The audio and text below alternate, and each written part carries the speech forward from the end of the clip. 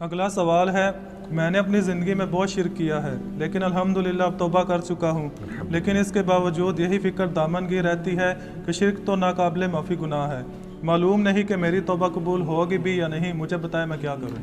آپ سب سے پہلے تو اس طرح کے خیالات سے توبہ کریں جو آپ کر رہے ہیں، ٹھیک ہے؟ اس کی وجہ یہ ہے کہ سورہ التوبہ کی آیت نمبر 70 میں اللہ تعالیٰ نے فرمایا کہ جو شخص توبہ کر لے سچے دل کے ساتھ، اور اس سے پہلے بڑے بڑے گناہوں کا ذکر ہوا ہے، ان میں سے ایک شرک بھی ہے، بلکہ اب یہ کریٹیکل سوال ہے تو میں یہ آیت پڑھ کے بھی بتا دیتا ہوں۔ پارہ نمبر 19 کے اندر جا کے سورہ الفرقان کی آیت نمبر ہے یہ 70۔ اعوذ باللہ من الشیطان الرجیم، بسم اللہ الرحمن الرحیم۔ ہاں جی یہ آ گیا، والذین لا يدعون مع اللہ الہا آخر، یعنی اللہ تعالیٰ اہل ایمان کی نشانی بتا رہا ہے کہ وہ ایسے لوگ ہیں کہ وہ اللہ کے ساتھ کسی اور کو الہ کے طور پر نہیں پکارتے۔ ولا يقتلون النفس التي حرم اللہ الا بالحق، اور کسی جان کو ناحق قتل نہیں کرتے۔ ہاں بفتوی شریعت والا معاملہ علیحدہ ہے، یعنی قتل کے بدلے قتل، وہ بھی گورنمنٹ کا جوڈیشری کا کام ہے، آپ نے خود نہیں کرنا۔ ولا یزنون، نہ زنا کرتے ہیں۔ ومن یفعل ذلک یلقى اثاما، جو کوئی یہ 3 گناہ کرے گا ان قریب ان کا عذاب چکھ لے گا۔ کون سے 3 بڑے گناہ گنوائے گئے ہیں؟ نمبر 1 اللہ کے ساتھ شرک، نمبر 2 قتل ناحق، اور نمبر 3 زنا۔ حتیٰ کہ بخاری مسلم میں ایک حدیث ہے کہ نبی علیہ السلام سے جب بڑے بڑے گناہوں کے بارے میں پوچھا گیا نا تو آپ نے یہی 3 گناہ گنوائے، اور پھر آپ نے کہا قرآن پڑھ کے دیکھو، یعنی نبی علیہ السلام بھی اپنی بات کی دلیل میں قرآن پیش کرتے تھے، ماشاء اللہ تعالی۔ والذین لا يدعون مع اللہ الہا آخر ولا يقتلون النفس التي حرم اللہ الا بالحق ولا يزنون ومن يفعل ذلك يلقى اثاما يضاعف له العذاب يوم القیامة ويخلد فيه مہانا، جو یہ 3 گناہ کرے گا اس کے لیے عذاب دگنا کر دیا جائے گا قیامت میں، اور وہ ذلیل و خوار کر کے آگ میں یعنی جھونکا جائے گا۔ الا من تاب، ہاں اگر کوئی ان گناہوں سے توبہ کر لے۔ کون سے؟ نمبر 1 شرک، نمبر 2 قتل ناحق، اور نمبر 3 زنا۔ وآمن وعمل عملا صالحا، اور ایمان لے آئے، یعنی ایمان تو پہلے بھی ہوگا، نہیں صحیح والا ایمان، اور نیک عمل کرے۔ فاولئک یبدل اللہ سیئاتہم حسنات، تو پھر ایسے شخص کے گناہوں کو بھی اللہ تعالیٰ نیکیوں سے بدل دے گا۔ صرف معافی نہیں سر، جتنے بڑے بڑے گناہ تھے اسی لیول کی بڑی بڑی نیکیاں۔ وَكَانَ اللَّهُ غَفُورًا رَحِيمًا، اور اللہ تعالیٰ تو بخشنے والا مہربان ہے۔ وَمَن تَابَ وَعَمِلَ صَالِحًا، جو کوئی توبہ کرے اور نیک اعمال کرے، فَإِنَّهُ يَتُوبُ إِلَى اللَّهِ مَتَابًا، تو اللہ تعالیٰ کہتا ہے کہ میرے ذمہ ہے اس کی توبہ کو قبول کرنا۔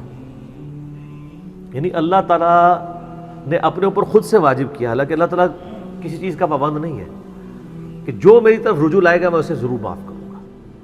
تو اگر کسی شخص کو اس طرح کا وہم آتا ہے نا، اور یہ وہم اس لیے بھی آ رہا ہوتا ہے، بعض اوقات لوگ یعنی اس کا ترجمہ کرتے ہوئے بالکل لفظی ترجمہ کر رہے ہوتے ہیں۔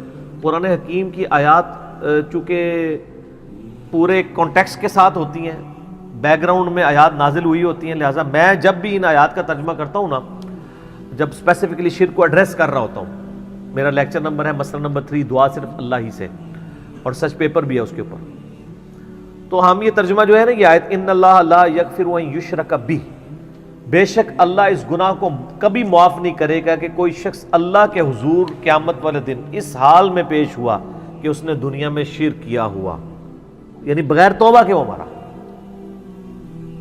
وَيَغْفِرُ مَا دُونَ ذَلِكَ لِمَن يَشَاءُ، اور شرک کے علاوہ ہر گناہ معاف کر دے گا، وہ بھی اوپن لائسنس نہیں، جس کے لیے چاہے گا۔ یعنی جو شخص شرک سے توبہ کیے بغیر گیا نا، اس کی تو توبہ ہے ہی نہیں قیامت میں۔ ہاں دنیا میں کر گیا وہ معاملہ علیحدہ ہے، قیامت میں اللہ سے اس حال میں ملا کہ اس نے دنیا میں شرک کیا ہوا اور توبہ نہیں کی ہے، تو اللہ تعالیٰ اس کا گناہ معاف نہیں کرے گا۔ وَمَن يُشْرِكْ بِاللَّهِ فَقَدْ ضَلَّ ضَلَالًا بَعِيدًا، جو کوئی شرک کرتا ہے وہ گمراہی میں دور جا پڑا، وَلِعَوْذُ بِاللَّهِ تعالی۔ دنیا میں تو میرے بھائی جامعہ ترمذی میں حدیث ہے، نبی علیہ السلام نے فرمایا موت کے غرغرے سے پہلے اللہ تعالیٰ توبہ قبول کرتا۔ موت کے غرغرے سے مراد ہے نزع کا عالم طاری ہونے سے پہلے، جب کسی کو موت نظر آ گئی نا اب وہ توبہ نہیں کر سکتا، وہ تو قرآن حکیم میں ہے نا، فرعون جب ڈوبنے لگا تھا تو اس نے کیا کہا تھا؟ میں ہارون اور موسیٰ کے رب پر ایمان لاتا ہوں، بنی اسرائیل کے رب پہ. تو اللہ تعالیٰ نے کیا فرمایا تھا؟ الآن، اب لایا ایمان. حالانکہ ایمان تو لے آیا تھا، وہ گرگرا تو وہ لے ہی رہا تھا نا، غوطہ تو کھا رہا تھا نا. تو موت کے گرگرے سے مراد ہے نزع کا عالم طاری ہونے سے پہلے. اور اس میں ایک پوائنٹ کئی دفعہ ہائی لائٹ کر چکا ہوں، یہاں پہ بھی کر دوں.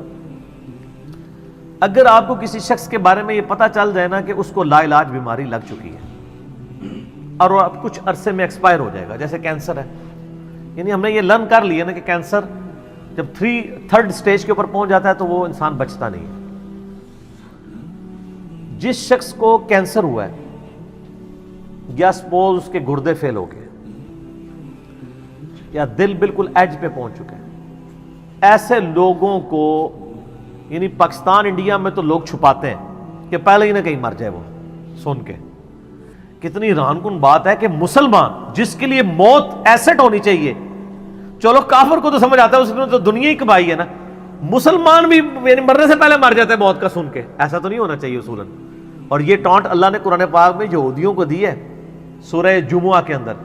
یہ کہتے ہیں نا اللہ کے بڑے چہیتے ہیں، ان کو کہو کہ تم موت کی تمنا کرو اگر تم سچے ہو.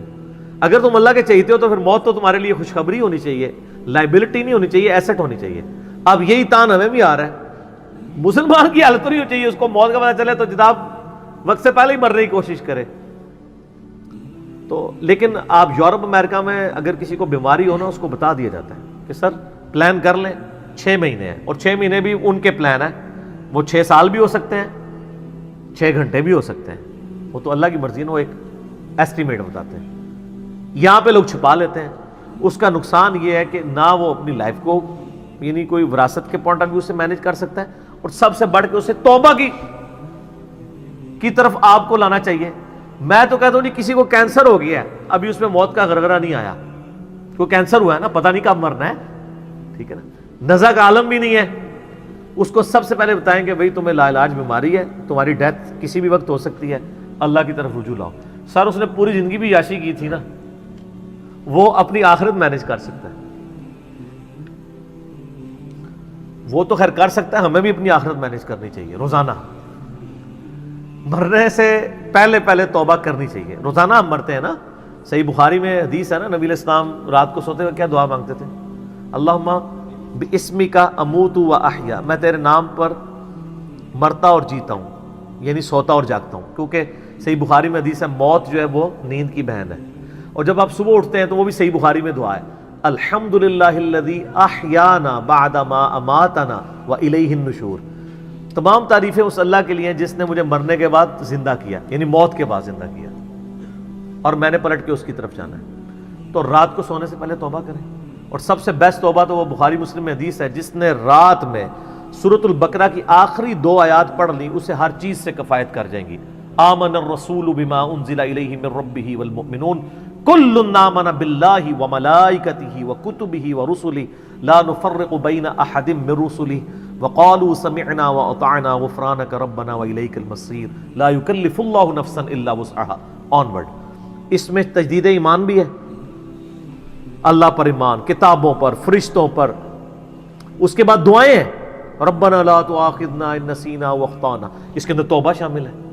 سب سے بیسٹ تجدید ایمان جو ہے سورہ بقرہ کی آخری 2 آیات ہیں.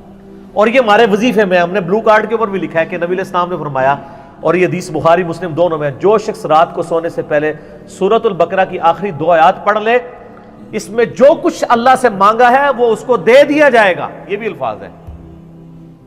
تو اس میں کیا کچھ مانگا ہوا ہے؟ تو تجدید ایمان. پھر صحیح بخاری میں حدیث ہے کہ نبی علیہ السلام فرمایا جو صبح یقین کے ساتھ 1 دفعہ پڑھ لے، سید الاستغفار، اور شام سے پہلے اگر مر گیا سیدھا جنت میں جائے گا. اور اگر شام کو پڑھ لیا پورے یقین کے ساتھ، یقین سے مراد ہے کہ باقی توبہ کا اس کا ارادہ ہوا، صبح سے پہلے مر گیا سیدھا جنت میں. اللہم انت ربی لا الہ الا انت خلقتنی وانا عبدک وانا علی عہدک ووعدک ما استطعت اعوذ بک من شر ما صنعت ابوء لک بنعمتک علی وابوء بذنبی فاغفر لی فانہ لا یغفر الذنوب الا انت. یہ سید الاستغفار ہے. تو یہ وہ ہے توبہ جو روزانہ کرنی چاہیے، نزا سے پہلے پہلے، یعنی صبح پہ پڑھے، شام کو پڑھے۔ بلکہ مسند البزار میں صحیح سند کے ساتھ ہے کہ نبی صلی اللہ علیہ وآلہ وسلم ہر فرض نماز کے بعد بھی سید الاستغفار پڑھتے تھے، ہر فرض نماز کے بعد۔ ایک تو ہم پڑھتے ہیں نا اللہ اکبر استغفر اللہ استغفر اللہ استغفر اللہ اللہم انت السلام ومنک السلام تبارکت یا ذا الجلال والاکرام، اس کے بعد آپ سید الاستغفار آیت الکرسی بھی پڑھیں۔ آیت الکرسی کے بارے میں بھی آیا ہے سنن نسائی الکبریٰ کے اندر صحیح سند کے ساتھ، ہم نے گرین کارڈ میں ڈالا ہے کہ جو شخص آیت الکرسی فرض نماز کے فوراً بعد پڑھے گا مرتے ہی جنت میں جائے گا۔ لیکن نماز پڑھے گا، خالی آیت الکرسی نہیں، نماز کے فوراً بعد، تو نماز بھی اس کو پڑھنا چاہیے۔ تو اس طرح یعنی تجدید ایمان والا یہ معاملہ بھی کرنا چاہیے، اور یہ وہم ہی نہیں بننا چاہیے کہ اللہ تعالیٰ معاف نہیں کرے گا۔ صحیح بخاری اور مسلم دونوں میں حدیث ہے کہ میں اپنے بندے کے گمان کے قریب ہوں، جو بندہ میرے لیے گمان کرتا ہے میں ویسا ہوں اس کے لیے۔ جو شخص یہ کہتا ہے اللہ مجھے معاف نہیں کرے گا تو اس کو واقعی اللہ معاف نہیں کرے گا، اور جو کہے گا کہ اللہ تعالیٰ مجھے معاف کر دے گا اسے اللہ معاف کر دے گا۔ تو انشاءاللہ تعالیٰ یہ کبھی ایسا نہیں کرنا چاہیے اللہ تعالیٰ سے نا امیدی والا معاملہ۔ آپ اپنے رب کے وعدوں پر، نبی صلی اللہ علیہ وسلم کے وعدوں پر یقین رکھیں کہ جس شخص نے سچے دل سے توبہ کی ہے اس کی نہ صرف توبہ قبول ہوگی سورۃ الفرقان آیت نمبر 70 کے تحت، بلکہ اس کے گناہوں کو بھی نیکیوں سے بدل دیا جائے گا۔ تو اللہ تعالیٰ رجوع لانے والوں کو پسند فرماتا ہے، بار بار رجوع لاتے رہنا چاہیے، اللہ تعالیٰ سے اپنے آپ کو آزاد نہیں کرنا چاہیے۔ نیکی کی ہو یا نہ کی ہو، گناہ کیا ہو یا نہیں کیا، یہ علیحدہ سے بات ہے۔ نبی علیہ السلام سے بڑھ کر کون نیک ہو سکتا ہے؟ صحیح بخاری میں حدیث ہے کہ میں بھی روزانہ 70 سے زیادہ دفعہ اپنے رب کی طرف استغفار لے کے آتا ہوں، استغفر اللہ و اتوب الیہ، نبی علیہ السلام۔ اور یہ 70 کا عدد آپ نے کثرت کے لیے بولا ہے۔ عربی میں 70 کا مطلب 70 ڈیجٹ نہیں ہوتا، 70 کا مطلب 1000 دفعہ بھی ہو سکتا ہے، 10,000 دفعہ بھی ہو سکتا ہے، 100 دفعہ بھی ہو سکتا ہے، کثرت کے لیے بولا جاتا ہے۔ تو استغفار تو بندے کی ضرورت ہے، یہ اللہ سے ایک نیکی ہے، اور ہر چیز کے ساتھ استغفار اٹیچ ہے۔ آپ دیکھیں کہ محفل سے اٹھنے کی جو دعا ہے اس میں استغفار ہے، سبحانک اللہم و بحمدک اشہد ان لا الہ الا انت استغفرک و اتوب الیک، سنن نسائی میں حدیث ہے۔ پھر سنن نسائی الکبریٰ میں حدیث ہے کہ نبی علیہ السلام وضو کے بعد بھی یہ دعا پڑھتے تھے، سبحانک اللہم و بحمدک اشہد ان لا الہ الا انت استغفرک و اتوب الیک، اور فرمایا یہ پڑھ لو تو یہ اللہ تعالیٰ قیامت کے دن تک کے لیے اس کو سنبھال کے رکھ دے گا، تمہیں اس کے عوض نیکیاں ملیں گی۔ ٹھیک ہے نا؟ تو رجوع اللہ، استغفار، ہر وقت اللہ کی طرف رجوع لاتے رہنا۔